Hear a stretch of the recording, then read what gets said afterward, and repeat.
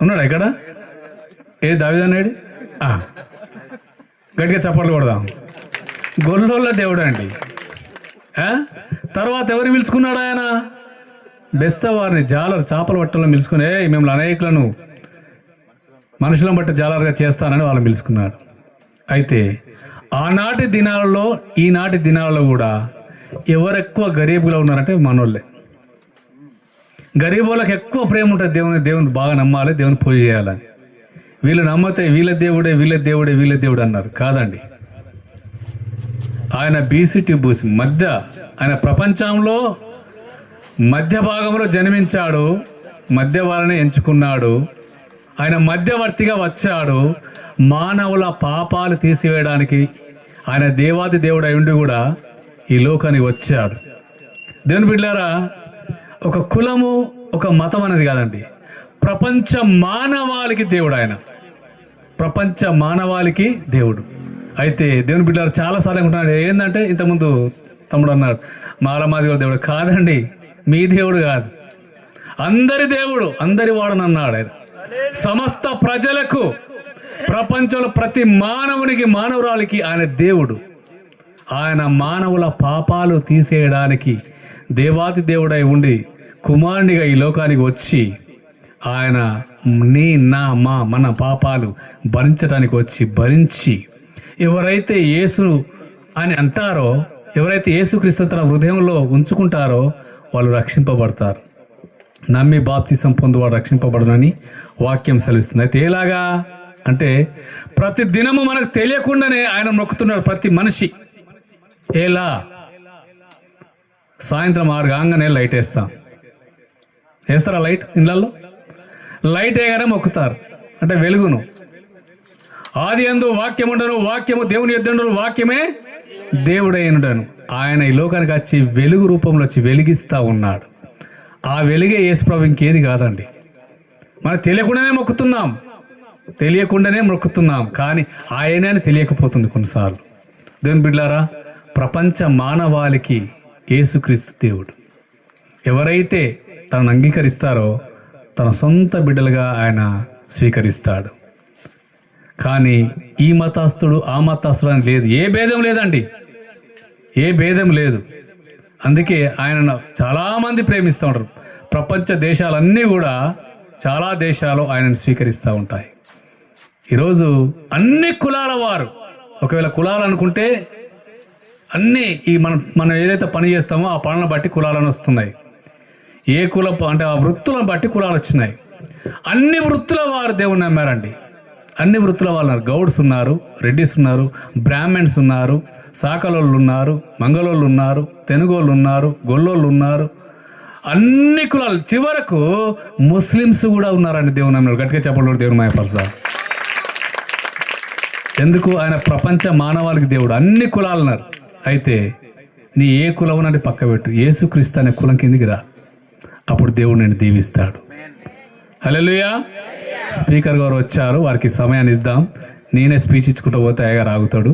ఆయన వెల్కమ్ చేద్దాం, చప్పట్లు కొడుతూ ఆయనను వెల్కమ్ చేద్దాం. ఈ సమయం ఇచ్చిన అధ్యక్ష వారికి నేను వందనాలు తెలియజేస్తాను. థ్యాంక్ యూ అన్న. కొద్ది మాటలు ప్రసాద్ అన్న గారు, ఒక 2 మాటలు, మీ అమూల్యమైన మాటలు.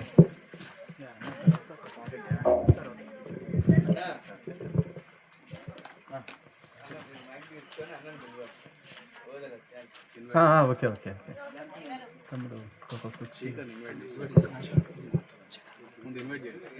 మంచిది. మరి స్పీకర్ గారిని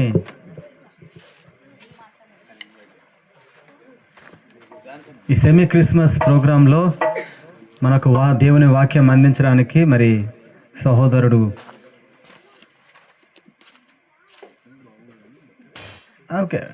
మధుబాబు గారిని పైకి రావాల్సిందిగా మరి యూనియన్ బ్యాంకులో, ఒక్క నిమిషం మ్యూజిక్, యూనియన్ బ్యాంకులో పొత్తుకపల్లి బ్రాంచ్ యూనియన్ బ్యాంకులో బ్రాంచ్ మేనేజర్గా విధులు నిర్వహిస్తున్నటువంటి మరి బ్రదర్కి నిండా వందనాలు మధుబాబు గారు. మంచిది. అలాగే ఓదెల మండల్ హెడ్ క్వార్టర్లో పరిచయం చేస్తున్న దైవ సేవకుడు పాస్టర్ జాన్సన్ గారు పైకి రావాల్సిందిగా కోరుచున్నాం.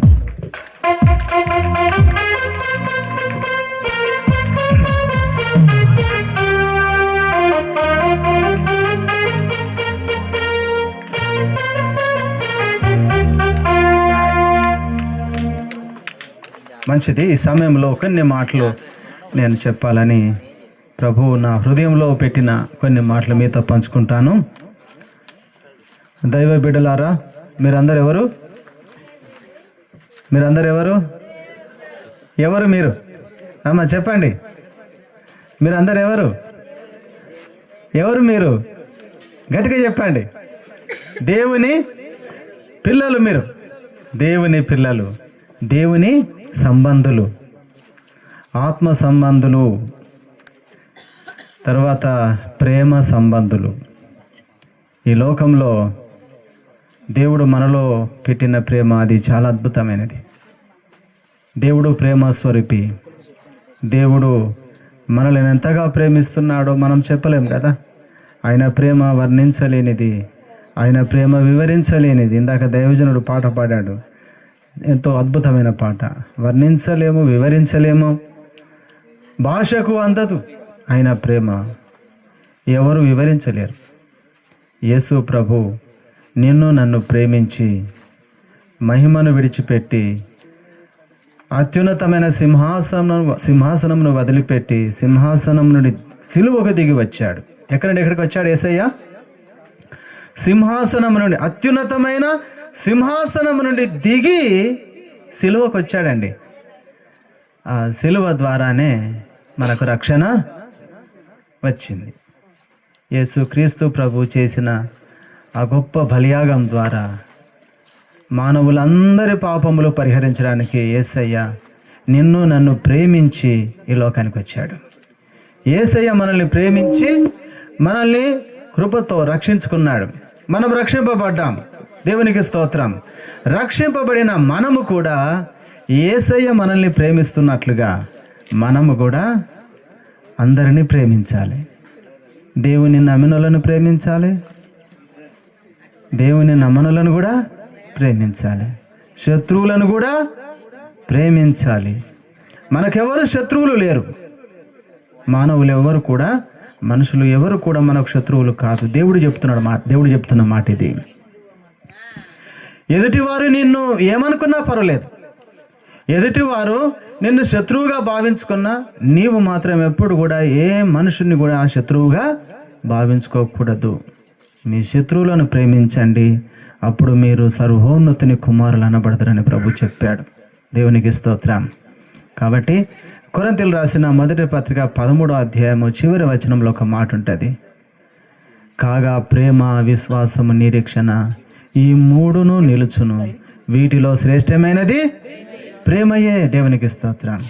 దేవుని యొక్క సామ్రాజ్యము ఏమి సామ్రాజ్యం తెలుసా?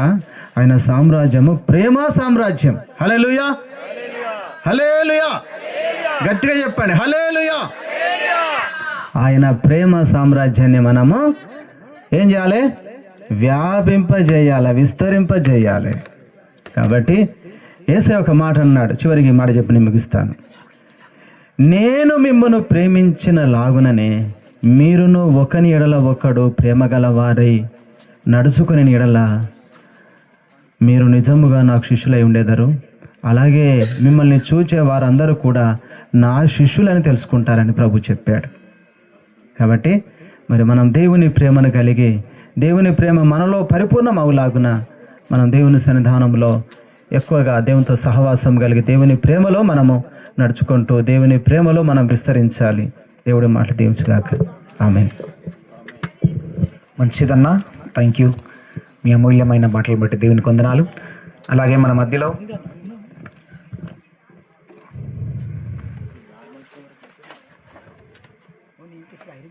దేవుడు పంపించిన వ్యక్తి, అవును, దేవుని స్తోత్రం. హల్లెలూయా. దేవుడు పంపంది ఎవరు రారు కదా, అవును. హల్లెలూయా. ఒకసారి అందరం రెండు చేతులు పైకెత్తి హల్లెలూయా, ప్రైజ్ ది లార్డ్, హల్లెలూయా. చేతులు పైకెత్తు చక్కగా హల్లెలూయా, హల్లెలూయా, ప్రైజ్ ది లార్డ్. బ్రదర్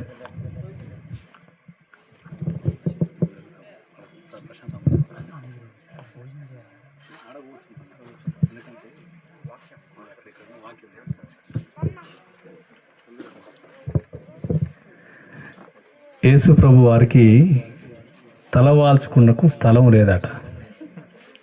ఉందా ఆ మాట? ఆయనకు లేదట. అట్లనే స్థానిక పాస్టర్కి లేదు, ఇక్కడ ఆరంభించిన రాజ్పాల్ పాస్టర్కి లేదు, చివరకు నడిపించే చైర్మన్కి లేదు.